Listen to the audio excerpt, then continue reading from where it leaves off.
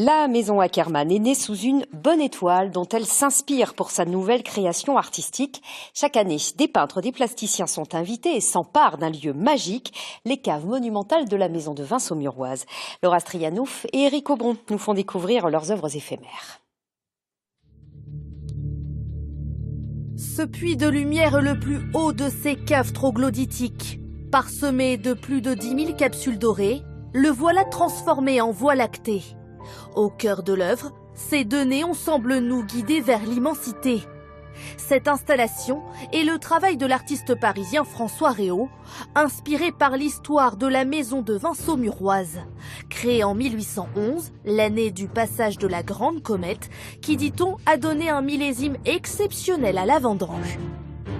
J'avais envie de recréer donc avec un geste artistique un travail de dessin en installation qui raconte un petit peu la naissance de la maison Ackermann à travers cet événement cosmique. L'artiste plasticien est le 9e lauréat de ses résidences en cave. Ici, les œuvres se côtoient et se contemplent.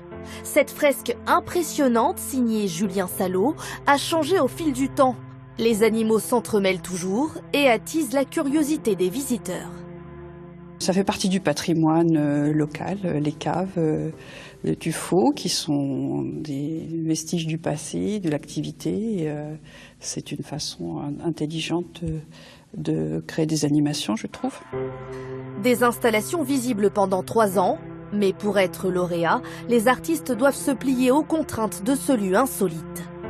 Les artistes sont obligés de tenir compte de la physionomie, de l'architecture des lieux qui sont des lieux monumentaux, spectaculaires par leur architecture, ici voûtés, à d'autres endroits hautes de plus de 15 mètres.